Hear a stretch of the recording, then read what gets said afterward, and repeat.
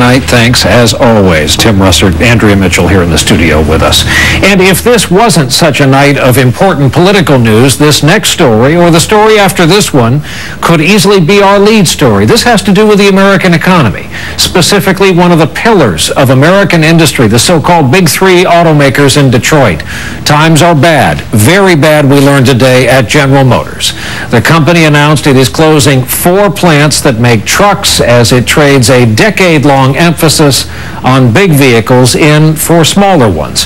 CNBC's Phil LeBeau, who covers the auto industry, is with us tonight from Philadelphia with more on this. Phil, good evening. Hi, Brian. You know, it appears as though the SUV's heyday is over. With gas prices rising, it's tougher to sell these big rigs, which is why a number of dealers, they don't even want to stock them, which is why the world's largest maker of trucks and SUVs is deciding to put the brakes on its lineup of gas guzzlers. Thanks, Tony, and good morning, everyone. Appreciate you joining us. Today at General Motors' annual meeting, Chairman Rick Wagner confirmed there's a sea change in what Americans want to drive. These higher gasoline prices are changing consumer behavior and rapidly, significantly affecting the U.S. auto industry sales mix. We at GM don't think this is a spike or a temporary shift. With full-size truck and SUV sales down 22.1% this year, GM is closing 4 truck assembly plants, including one in Janesville, Wisconsin, and another in Moraine, Ohio. And it may sell the Hummer SUV brand. As part of its new strategy, GM will make more of the fuel-efficient cars buyers now want.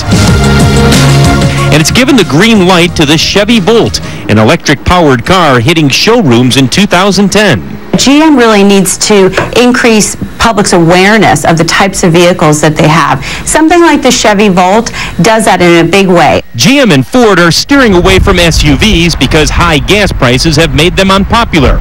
Sales of new sport utility vehicles are down 22%. Used models aren't moving either. On average, prices have dropped at least $2,300 since September. We're seeing a lot of people come in, want to unload their SUVs, and then essentially be shocked at the value that they're being offered for those SUVs. That's what happened to Anthony Ruse from Long Island, New York, who's tired of paying $80 every 3 days to fill up his '02 Ford Explorer. But if he sells it, he'll get well below the $8,500 he still owes on it. They told me they'll give me half the book value of my truck, which is $3,000. I can't sell it for that. I'm stuck with it.